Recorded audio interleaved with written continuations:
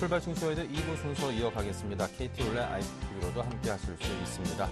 현재 글로벌 금융시장 미국의 16일 재정절벽 협상 결과에 교축점을 맞추고 있는 양상입니다. 이러한 상황에서 이 시장의 효과적인 대응 전략을 여러분께 제시해드리겠습니다. 자, 오늘 출발 징수와이드 2부에서는 현 시점에서 시장 대응 전략 어떻게 짜야 할지 많은 전문가분들께서 준비하고 계시는데요. 먼저 김동섭의 마켓 포인트에서는 재정절벽 협상 관련 이슈와 더불어서 애플의 아이폰 5 부품 수급난에 대해서 자세한 내용 짚고요. 네, 신한 PWM 압구정센터 박재민 PB팀장은 실시간 수급 상황과 개인을 위한 투자 전략을 제시합니다. 이슈 정복하기에서는 최근 고점 대비 20% 넘게 빠진 애플에 대한 기업 분석과 최근 시장에서 피어나고 있는 경기 바닥론에 대해서 안종호 주식운용팀장과 함께 분석합니다. KB투자증권 김재현 차장은 지지부진 재미없는 시장 속에서의 효과적인 오후장 전략을 세웁니다. 네, 시황센터 연결하겠습니다. 김혜영 캐스터입니다.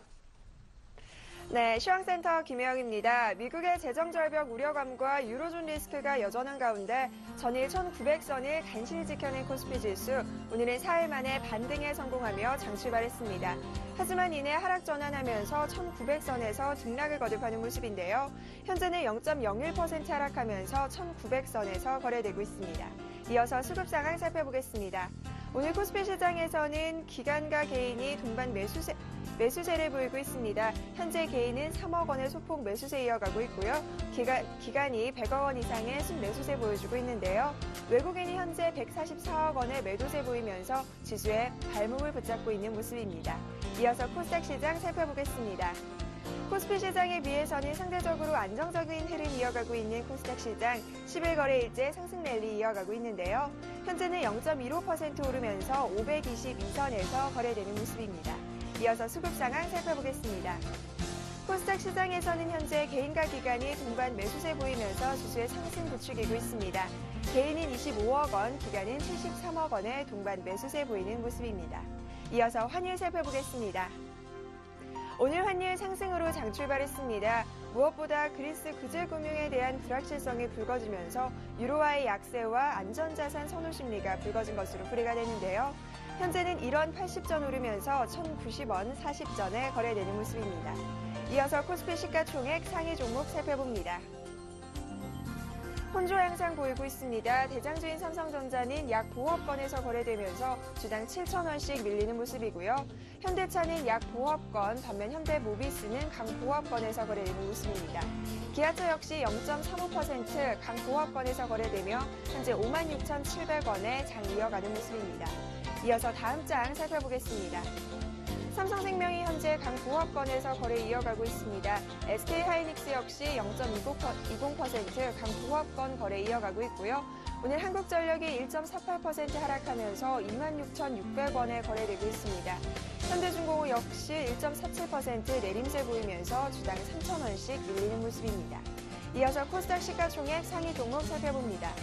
모두 다 상승 흐름 오름세 보이고 있습니다. 셀트리온과 파라다이스는 강 보합권, SK브로드밴드가 강세 나타내고 있는데요. 현재 2.58% 상승하면서 4,770원에 거래되는 모습이고요. SM과 서울반도체 역시 강 보합권에서 거래 이어가는 모습입니다. 이어서 다음 장 살펴보겠습니다. CJ ENM이 오늘 1.50% 상승 흐름 보이면서 35,500원에 거래 중입니다.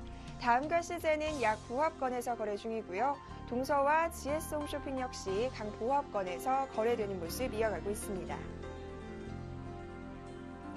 이어서 이 시각 특징 업종 및 테마 업종 살펴보겠습니다.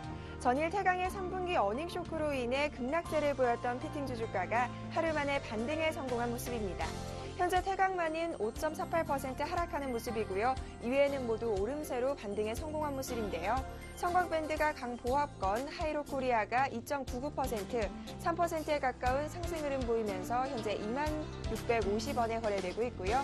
DK락 역시 3.33% 강세 흐름 이어가면서 주당 400원씩 오르는 모습입니다.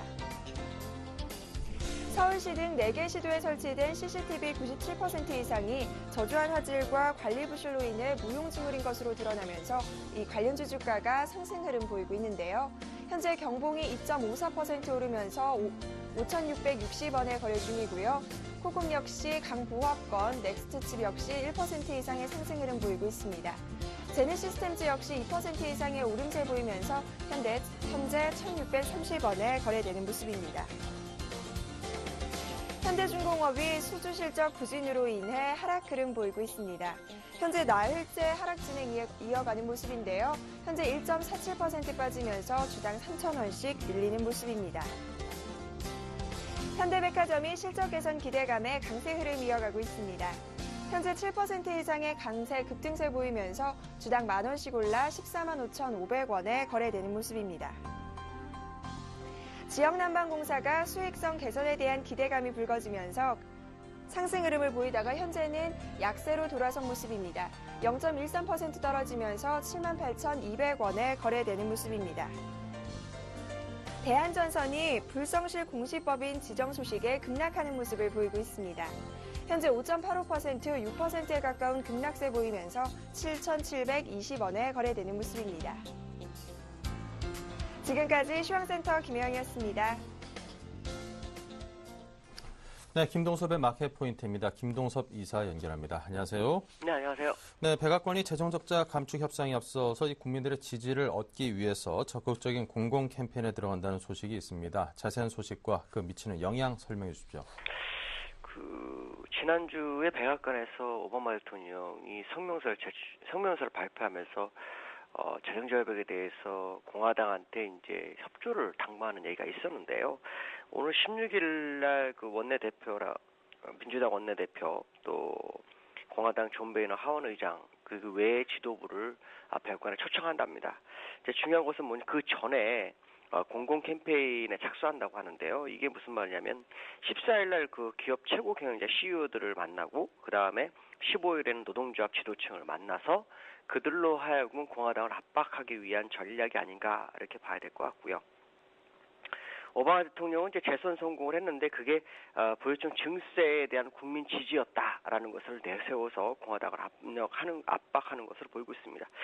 지금 그 공화당은 그 세율 인상에 좀 반대하고 있는 모습이고요. 그 다음에 메디케어라 그래서 노인 건강보험이나 메디케이드라 그래서 저소득층 건강보험에 대해서 조금 그 손을 좀 봐야 된다.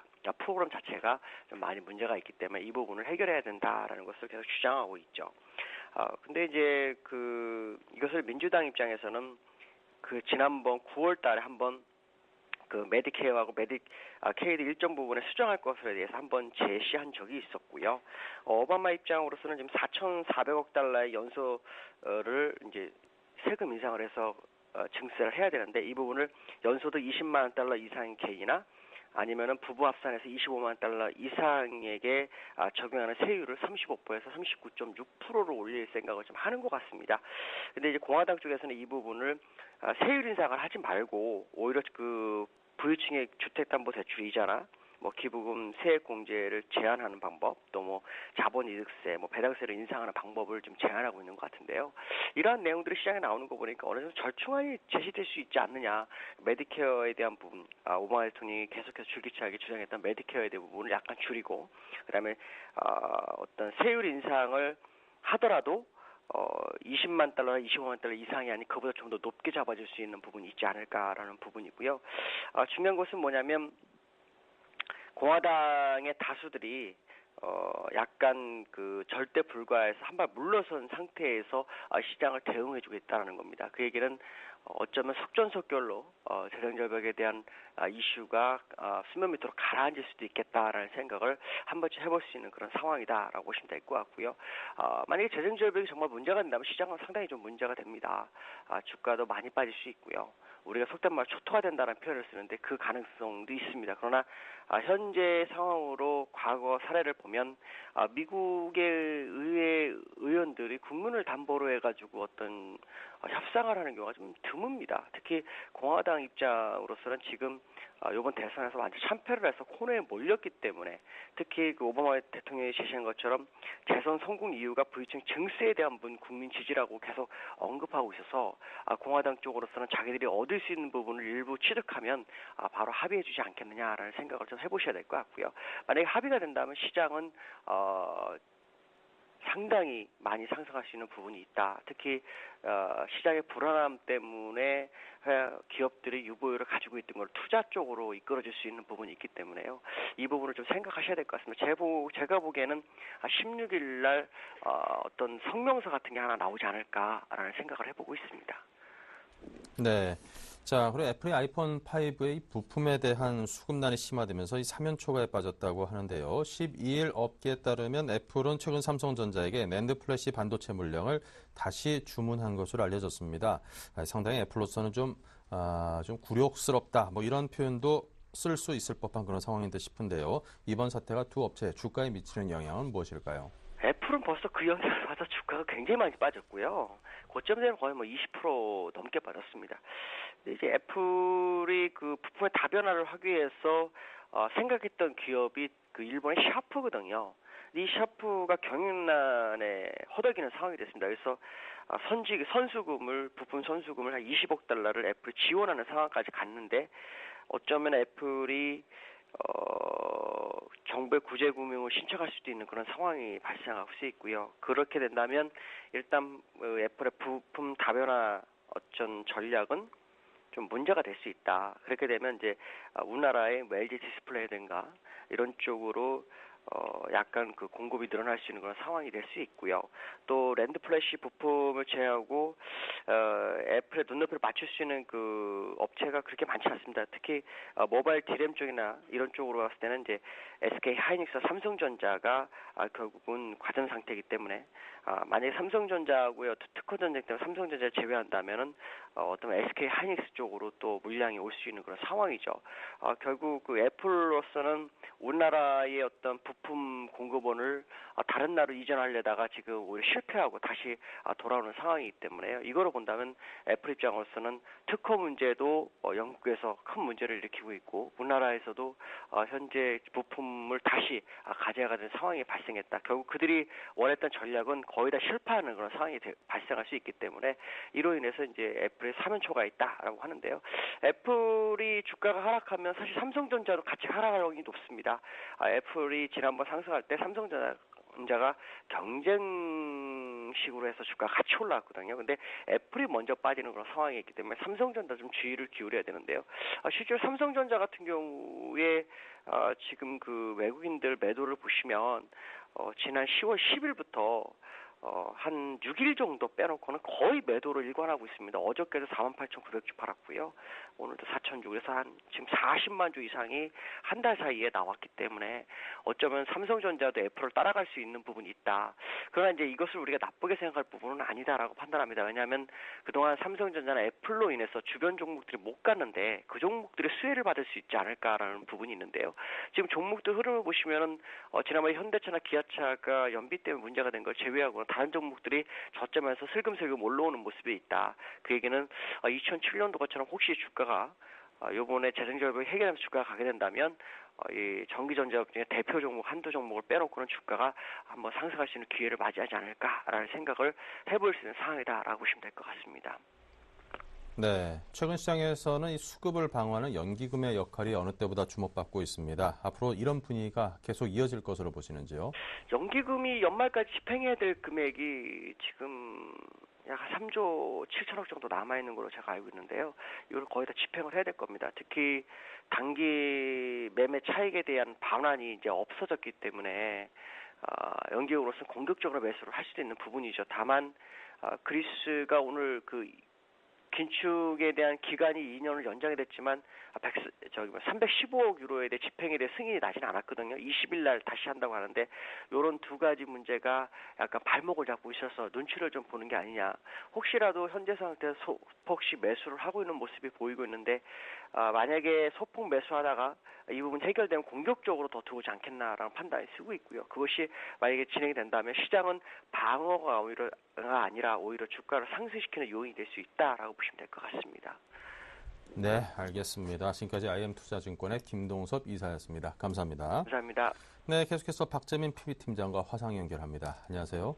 네, 안녕하세요. 네, 시장의 흐름과 주체별 수급 상황 어떻습니까? 네, 오늘도 미국이 사실 그 베테랑스 데이, 이제 재향군인의 데이였죠. 아무래도 채권 시장이 휴장이고 그리고 주식 시장도 거래가 거의 없었다 이렇게 좀 보시면 되겠습니다. 오늘 코스피 사실 일단 그로 인해서 거의 어제랑 거의 동일한 분위기가 연출될 것이다 사실 예상을 할 수밖에 없었고요. 일단은 기본적으로 오늘 지수는 2포인트 좀 빠지고 있지만 아무래도 개발주들 대형주 중에서도 개발주들이 움직임이 뭐 계속 폭락하는 것들은 계속 더 많이 떨어지고 지켜내는 것들은 더 지켜내는 양상이 더 양극화 현상이 결국에 심해지고 있다.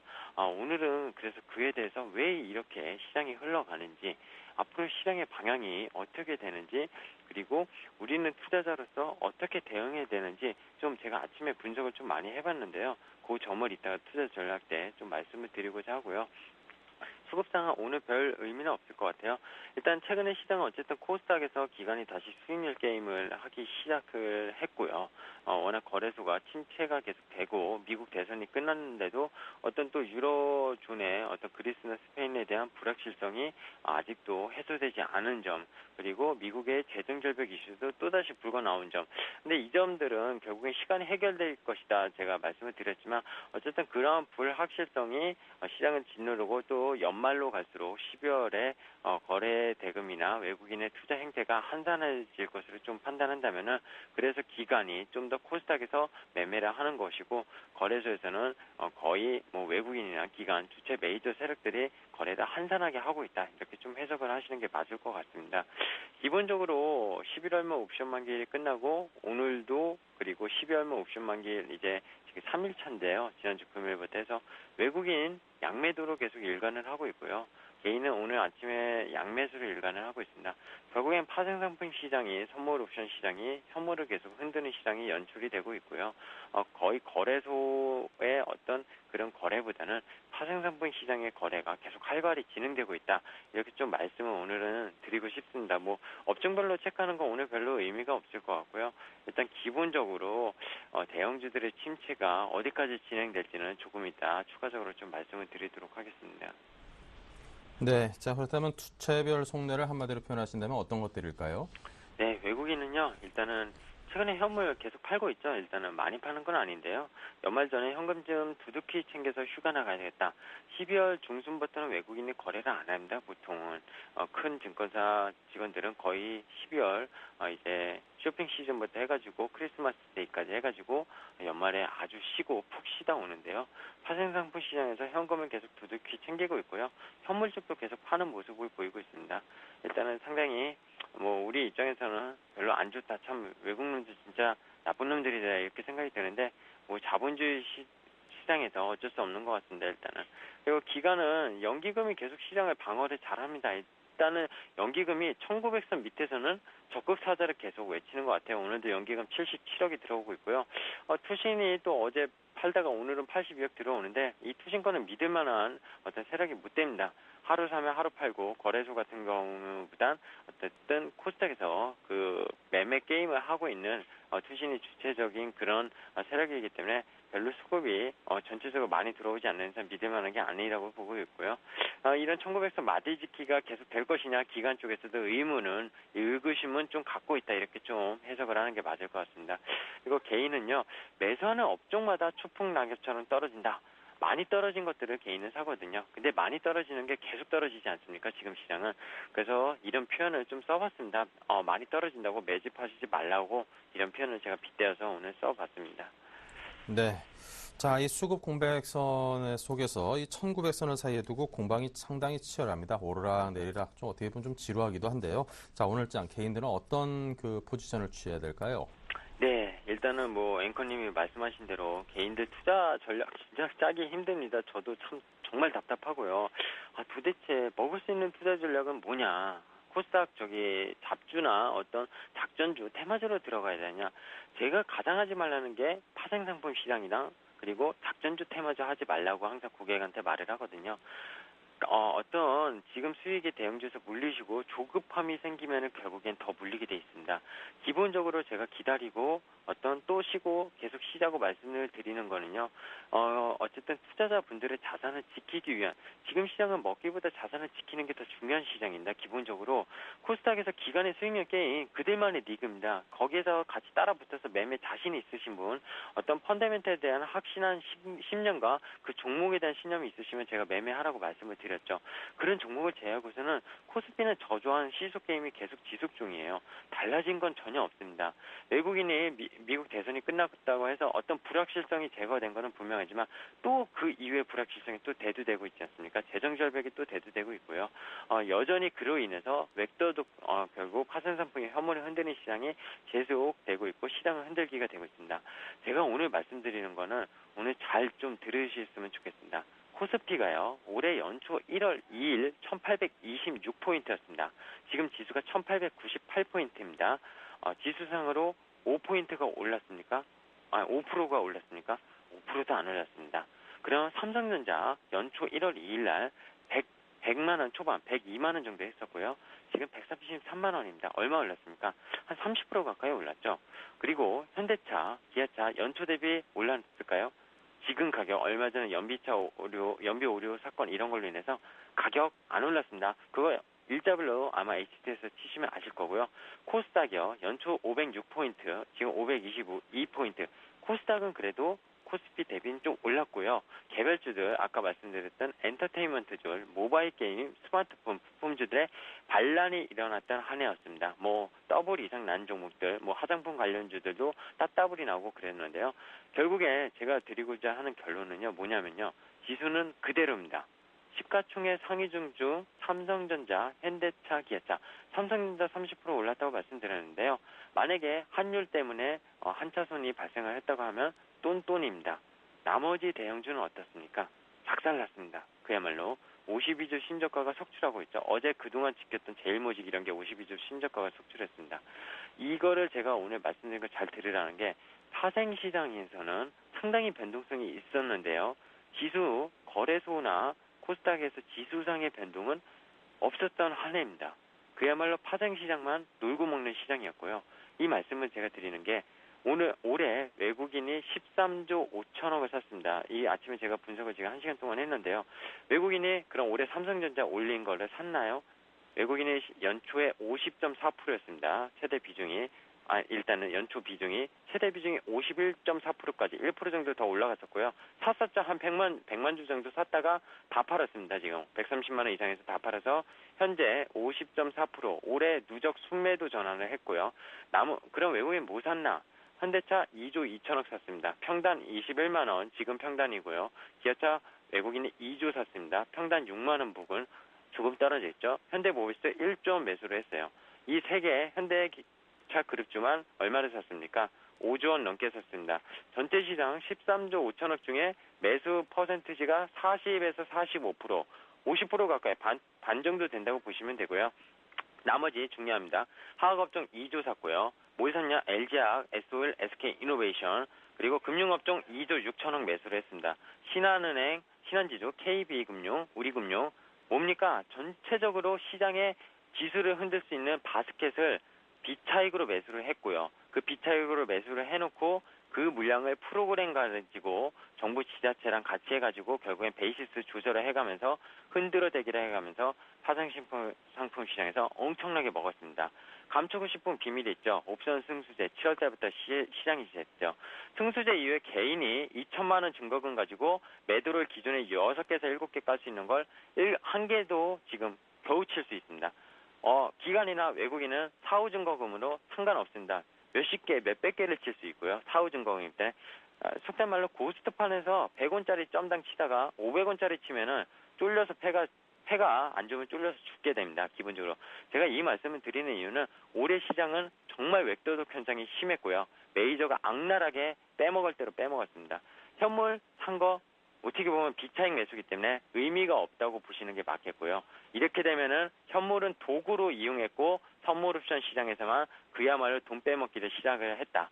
결국엔 개별주 위주의 코스닥에서 기관이 할 수밖에 없었던 거는 외국인들의 이런 행태를 이길 수 없었기 때문에 이렇게 한 겁니다. 기본적으로 연말이고요. 이 상황이 달라질 건 하나도 없습니다. 만약에 외국인이 삼성전자가 아니라 현대차, 기아차를 비중을 줄이기 시작하면 지수는 정말 많이 빠질 수 있습니다. 그렇게 될 거라고 생각은 안 합니다. 왜냐? 선물 옵션에서 더 많이 먹을 수 있거든요.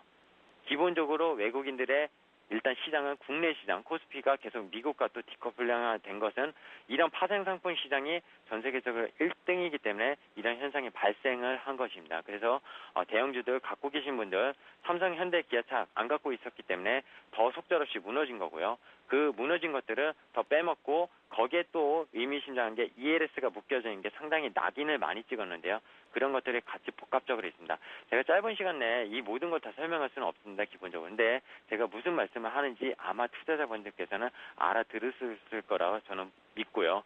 기본적으로 올해 대형주들 투자하면은 더 까일 수밖에 없다. 이렇게 좀 말씀을 드리고자 하면서 마감을 하겠습니다. 네, 자 이렇게 해서 박재민 PB팀장께서 대형주 투자에 대해서 약간의 부정적인 그런 의견과 주의 경고를 말씀을 해주셨습니다. 지금까지 잘 들었습니다. 감사합니다. 네, 감사합니다.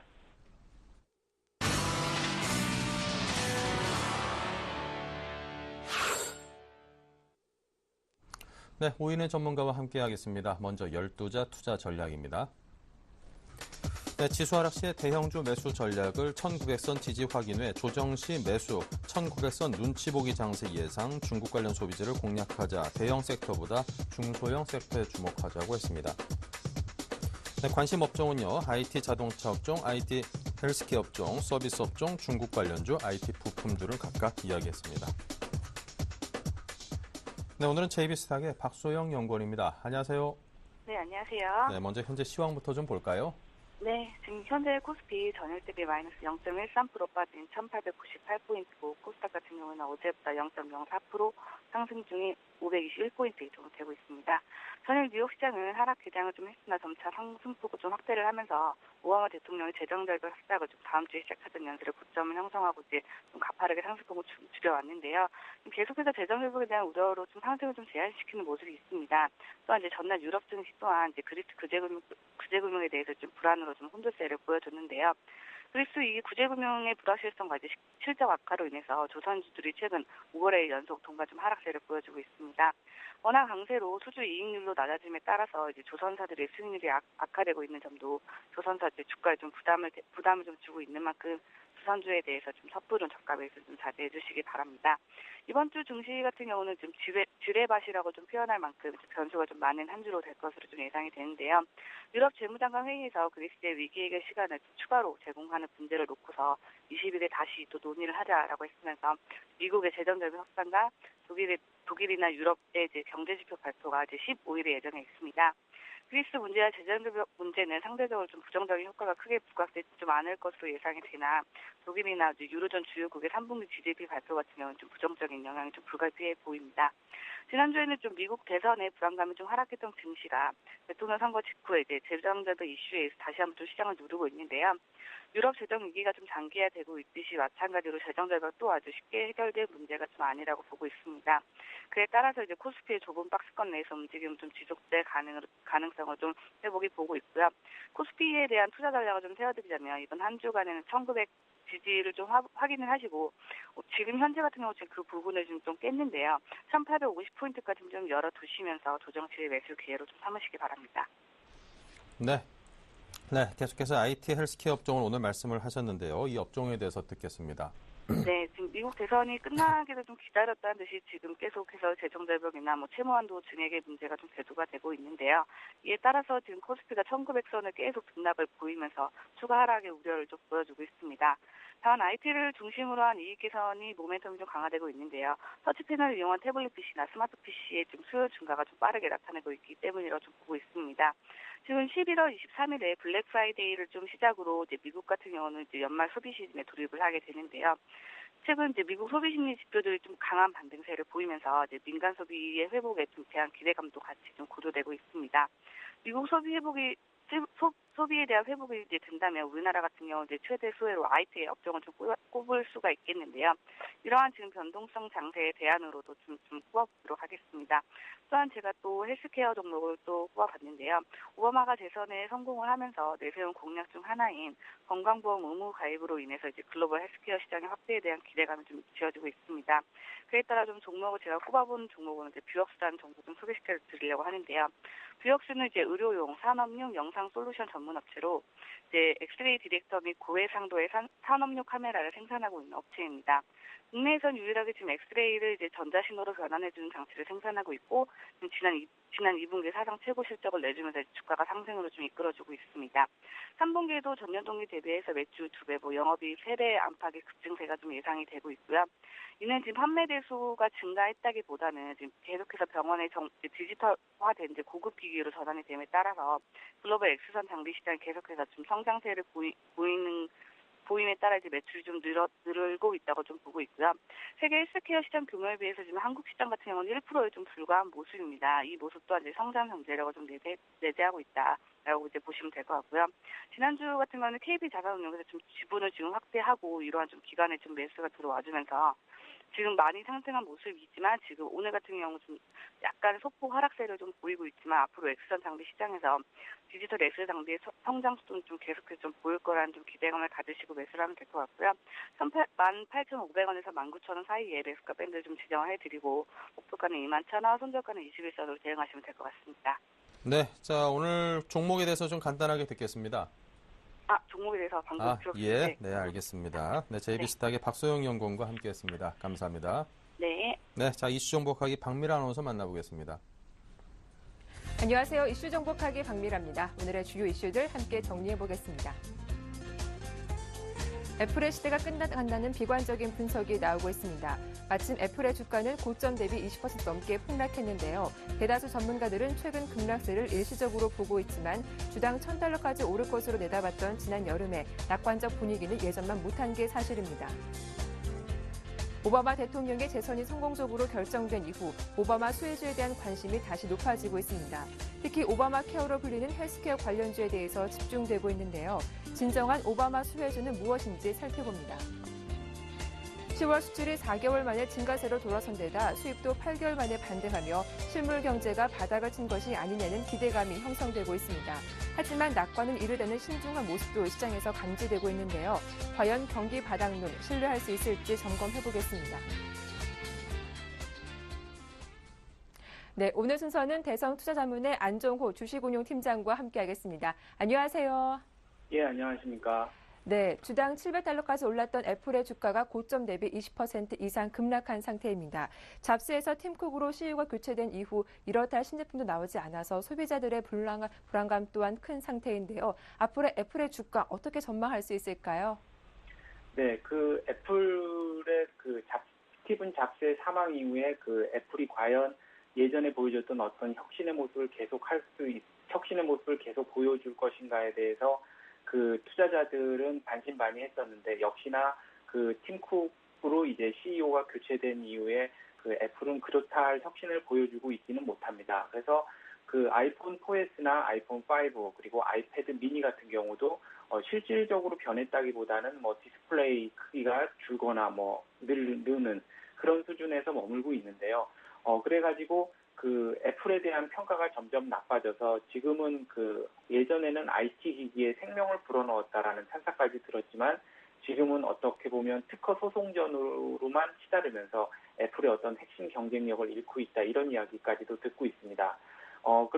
그에 반해서 이제 그 노키아나 모토로라가 몰락을 하면서 그리고 애플이 정체되어 있는 틈을 타서 우리나라의 삼성전자 같은 경우에는 그 세계 스마트폰 시장을 상당히 점령했고 지금은 뭐 글로벌 탑 업체가 되어 있습니다만 그 삼성의 그 휴대폰을 봐도 휴대폰도 그 어떤 스티븐 잡스가 보여줬던 어떤 혁신을 보여주고 있다기보다는 그 애플이 주춤하고 있는 사이에 어떤 그 사이를 그 차곡차곡 채워나가고 있는 수준에 머무르고 있는 것도 또 사실인 것 같습니다.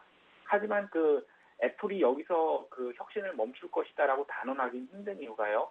애플은 지금 현금 보유만도 한 110조 원을 가지고 있는데요. 110조 원이라고 한다면은 그 삼성전자의 한 56%가 넘고요.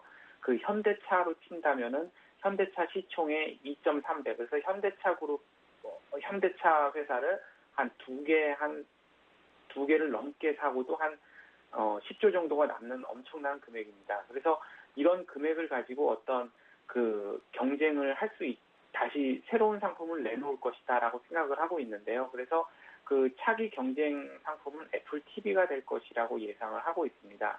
업계에서는 지금 인공지능 개발이 완료가 안 됐기 때문에 지금 애플에서 애플 TV를 내놓고 있지 않다라고 보고 있는데요. 그 인공지능이 완성이 되려면 그 소프트웨어적으로 그 인공지능 데이터도 중요하지만 무엇보다도 그 사물을 인식하거나 그 동작을 인식하는 기능이 우선 해결이 돼야 됩니다. 그래서 그 인식 관련 업체에 관심을 가져보는 건데요. 그리고 그렇게 어떤 방향을 잡고 있기 때문에 우리나라의 삼성전자나 LG전자도 그 인식 관련 기업에 대해서 굉장히 관심을 갖고 있습니다. 그런데 인식 관련 기업들이 주로 이제 아직까지는 실험적인 상태에 머무르고 있기 때문에 중소기업이 많은데요. 지문인식이나 동작인식, 홍채인식, 음성인식, 생체인식, 그래서 인식 분야는 상당히 많습니다. 그래서 하지만 이제 투자가로서 이제 당장 투자를 생각해 본다면은 이 회사들의 어떤 기술력이 아직 검증되어 있지도 않고 그 실험적인 단계에 머물러서 그 당장 투자하기는 어렵겠지만 그래도 그 항상 관심을 두고 지켜봐야 될 차기 업종이 아닐까 생각이 됩니다. 네, 다음 이슈입니다. 미 대선 이후 오바마 대통령의 공약이었던 헬스케어 관련주에 관심이 쏠리고 있습니다. 국내 주식에서 수혜가 예상되는 종목들 어떤 종목들이 있을까요? 예, 앞에서도 말씀해 주셨지만 그 미국 오바마 대통령의 수혜주는 이제 헬스케어를 꼽고 있습니다. 그 중에서도 그 바이오 시밀러 업종이 그 주가 되지 않을까 이렇게 생각을 하는데요. 미국에서는 지금 오바마 케어라고 해서 그 의료보험 제도를 오바마 대통령이 바꿨습니다. 하지만 실질적으로 실행이 되고 있지는 않은데요. 하지만 오바마 대통령이 대선이 됐기 때문에 이제 탄력이 붙을 것으로 이렇게 보입니다. 그 미국은 그 알다시피 우리나라처럼 그 의료보험이 공적으로 되어 있지 않고 민간 의료보험으로 되어 있는데요. 그래서 미국은 GDP 대비 12%가 넘는 그 의료비 지출을 하고 있습니다. 그래서 그 글로벌리 그 독보적으로 그 의료비 지출이 가장 높은 나라 중에 하나인데요. 그래서 민간 의료보험사들이 그 이익을 위해서 저소득층이나 노인층 그리고 그 취업이 되지 않은 층들을 상당히 기피하고 있습니다. 그래서 미국인들의 한 30%가 의료보험을 혜택을 보고 있지 못한데요. 그래서 오바마 행정부에서 이번에 오바마 케어로서 모든 국민이 의무적으로 이제 의료보험이 가입되도록 한 겁니다. 그렇다 보니까 이제 정부에서 메디케어 비중이 그 상당히 그 크게 늘어날 이제 확률이 그 크게 늘어나게 됐는데요. 그래서 그 원약보다는 그 약값이 싼 바이오 시밀러에 대해서 상당히 우호적인 스탠스를 취할 것으로 보입니다. 하지만 그 미국에는 그 미국 글로벌 제약사들이 많다 보니까 최근에야 이제 바이오 시밀러에 대한 어떤 가이드라인을 정할 만큼 바이오 시밀러에 대해서는 우리나라보다 늦습니다. 그래서 국내 바이오 시밀러 회사를 보게 된다면 글로벌 1위의 어떤 그 바이오 시밀러 양산 능력이 있고요. 세계 최초로 그 바이오 시밀러를 상업화하는 그런 앞선 그런 회사들이기 때문에 그 미국 헬스케어의 어떤 수혜주를 찾는다면 미국은 의료 산업이 상당히 발달돼 있기 때문에 그 실질적으로 우리나라 제약사나 신약 회사들이 그 수혜를 보기는 상당히 어려울 것으로 보입니다. 그래서 그 어떤 그 오바마 케어의 그 실질적인 수혜를 입을 수 있는 것은 글로벌 그 1위 수준을 유지하고 있는 바이오 시밀러, 국내 바이오 시밀러 업체가 되지 않을까 이렇게 생각을 합니다. 네. 끝으로 시장에서는 조심스럽게 경기 바닥론을 제시하고 있습니다. 하지만 반면 신중해야 한다는 입장도 나오고 있는 상태인데요. 어떻게 보시는지 좀 간략하게 정리해 주시죠. 예, 그 국내 그 경기에 대해서 김중수 그 한국은행 총재가 그 더 나빠지지는 않을 것이다. 이렇게 얘기를 그 금리를 동결하면서 얘기를 했고요. 그 전에 이제 박재환 지식경제부 장관도 한국 경제가 4분기에는 반등할 것이다. 이렇게 얘기를 했습니다. 그래서 지금 어떻게 보면 실물 경제는 반등을 하고 있습니다만 주가는 좀 그거를 반영하고 있지 못하죠. 그런데 그 이유는 아무래도 그 미국이나 중국이 그리고 우리나라의 경제 회복이 되고 있지 않기 때문이 아니라 그 미국의 어떤 재정 절벽이라는 이슈가 너무 그것을 압도할 만큼 크고 이제 급하게 다가왔기 때문이라고 생각하는데요. 하지만 미국의 어떤 재정 절벽을 생각해 본다면 그 규모가 정해져 있고요. 그 시간도 이미 12월 말로 정해져 있고 그리고 미국도 이제 대선이나 의회 선거가 끝난 상태에서 대립을 하기보다는 그 서로 그 협력을 통해 가지고 경제 문제를 해결하는 그런 모습을 보일 확률이 높기 때문에 그 미국 재정 절벽 문제는 시간이 지나가면 이제 해결이 되지 않을까 생각합니다. 오늘 말씀 잘 들었습니다. 고맙습니다. 네, 감사합니다. 지금까지 이슈 정복하기였습니다.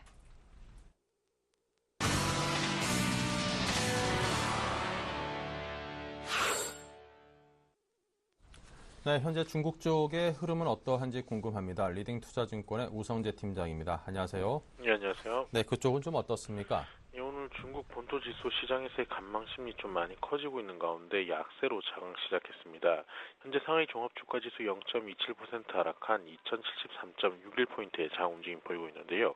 시장에서의 매도 물량들 좀 꾸준히 출현하는 모습을 보이고 있는 가운데 큰 폭의 하락은 없을 것으로 보이고 있습니다. 전일 발표했었던 중국의 10월 수출 전년 동기 대비 10.5% 증가한 것으로 발표가 나면서 중국 경제가 3분기 이후 회복세로 전환될 것이란 기대감은 좀 크게 확대되고 있는 모습을 보이고 있습니다. 이와 함께 해외 기관 투자에 대한 투자 한도 확대에 대한 이야기가 나오는 모습을 보이면서 계속적으로 외국계 기관들의 투자 자금은 꾸준히 이어져 나갈 확률이 높다라고 보시면 좋을 것 같습니다. 지금 지준율 인하 가능성 또한 좀 존재하는 모습을 보이면서 중국 경제가 회복 국면에 진입하면서 긴축 완화로 이어져 나갈 것이란 기대감이 좀 많이 확대되고 있는 모습을 보이고 있는데요. 하지만 상하이 종합주가지수 시장에서의 관망세가 많이 커지고 있는 만큼 큰 폭의 상승이나 하락을 이끌긴 좀 어려울 것으로 보이고 있습니다. 결국 상하이 종합주가지수 오늘은 보합권 혼조장세 움직임 전망되고 있는 만큼 이러한 부분 염두하시고 접근하셔야겠습니다. 네, 자 지금까지 중국 쪽 시장은 우성재 팀장께서 정리를 해드렸습니다. 감사합니다. 예, 고맙습니다.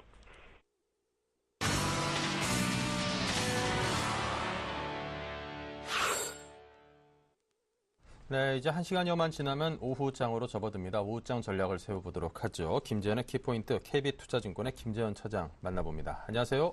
예, 안녕하십니까. 네, 오늘 장 흐름이 어떻습니까? 일단은 방향성 탐색 기간이라는 말씀을 드리고 싶습니다. 지난주에 미국 대선이 끝났고요. 그 이후에 지속적인 하락을 보여준 이후에 1900선 이하로 내려가는 주가는 일단 너무 싸다는 저점이라는 공감대가 형성이 되면서 연기금의 부양 의지로 1900선 근처에서 일단 머물고 있습니다. 지수는 보합 상태를 보이고 있는데요. 하지만 그 지수를 좀 세부적으로 파고들어서 보면은 작은 테마를 형성하면서 테마에 순환매가 돌고 있습니다. 일단 오늘장 같은 경우에는 신재생 에너지 테마가 좀 강력하게 보이고 있습니다. 오바마의 그 정책 중 한 가지인데요. 오바마 정책 테마주 중에 가장 그 상승률이 없었던 종목군들 중에 하나죠.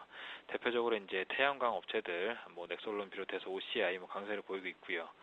또 두 번째로는 일단 풍산, 또 최근에 올라오게 되는 동국 SNC 같은 풍력까지도 지속적인 좀 상승을 오늘 보여주고 있습니다. 두 번째로 보이는 부분은 오늘 장에서는 일단 그 갤럭시 S3 관련주들의 움직임이 최근에 굉장히 좋습니다. 대표적으로 신양을 들 수가 있고요. 멜파스 들 수 있고요. 일단 지수는 머물러 있는데 그 가운데서 소규모로 성장된 테마들이 순환매를 돌고 있다는 부분이 있죠. 이런 부분은 일단은 시장이 방향성을 잡지 못하고 있다는 부분보다는 방향성 탐색 기간을 도는 동안 일단 소규모 테마가 돌고 있다고 보여지고요. 일정 기간 이런 시간을 보낸 후에는 방향성이 결정될 수 있다고 보여지겠습니다. 네, 자 그렇다면 오후장 전략 또 오늘도 키워드를 통해서 하나하나 정리를 해봐야겠죠. 아무래도 중소형주 강세가 지속적으로 좀 예상이 됩니다. 일단 첫 번째로는 중국 관광객의 증가와 원화 가치 상승, 수출과 내수의 갭 축소, 프로그램 매매, 수급 상황 등이 중소형주 강세를 보이는 이유로 좀 분석이 됩니다. 최근에 좀 중국 관광객이 늘고 있고요. 원화 강세가 이어질 경우에는 내년까지도 중소형주 강세가 이어질 것으로 예상이 되고 있습니다. 첫 번째로 일단 씀씀이가 큰 중국 관광객들의 효과로 숙박과 여행, 카지노, 성형 관련 의료 산업, 화장품, 음식료 등의 소비 증가로 이어지기 때문인데요. 아울러 워낙 강세 그 요인도 펀더멘털의 상대적 우위로 감안해 볼 때 원화 가치는 다른 통화와 키 맞추기를 해나가는 과정으로 보여지겠습니다. 역시나 이들 종목군 역시도 올 한해 최고의 상승을 보여주었고요. 이번 장에서도 상대적으로 안정적인 수익을 보이고 있습니다. 두 번째로 연말이 다가오면서 산타랠리에 대한 기대감 형성이 되고 있습니다. 산타랠리에 대한 기대감은 인덱스 펀드 자금 유입으로도 알 수가 있는데요. 지난 8월과 9월 이 유형의 펀드에서 총 8천억 가까운 자금 유출이 됐지만 지난달에는 3천억 이상의 돈이 들어오더니 이달 들어서도 700억 이상 자금이 계속 유입되고 있습니다. 같은 기간 주식형 펀드에서는 2,400억, 550억 원이 빠졌고요. 조정장에서 투자 매력도가 높게 평가받던 배당 주식 펀드에서도 173억 원과 35억 원이 빠져간 것을 본다면은 인덱스 펀드의 현재 몰려오는 돈이 상당한 수준으로 보여지겠습니다. 인덱스 펀드 같은 경우에는 특정 지수의 업종별 편입 비중을 비슷하게 담아서 시장 수익률을 따라가게 된 펀드로서 그 산타랠리나 정책적으로 지수가 올라갈 수 있다는 기대감이 있을 때 자금이 돈이 들어오는 패턴을 띠고 있습니다. 그렇기 때문에 일단 연말 산타랠리에 대한 기대감이 형성이 되고 있다고 보여지고요. 산타랠리 때 돈이 들어온다고 친다면 우리 그때를 기점으로 수익을 보신다기보다는 기존에 물려있던 대형주들의 비중 축소의 기회로 좀 삼아야겠습니다. 네, 자 일단 5장 관심 종목은 어디입니까? 앞서 말씀드렸던 그 오바마 정책 기대감으로 오늘 크게 거래량을 동반하면서 오르는 종목이 있습니다. 바로 넥솔론이라는 종목인데요. 일단 3, 4분기 실적이 그렇게 좋지는 않습니다. 하지만 미국의 오바마 신재생 에너지 정책과 부합하면서 최근 또 원전 고장에 따른 대체 에너지가 부각이 되고 있죠. 여러 가지로 좀 기대를 모으고 있습니다. 넥솔론 같은 경우에는 전날 미국 자회사인 넥솔론 아메리카와 2,165억 원 규모의 태양광 웨이퍼 장기 공급 계약을 좀 체결했습니다. 이것은 지난해 매출액 대비 약 36.8%에 해당하는 금액이고요.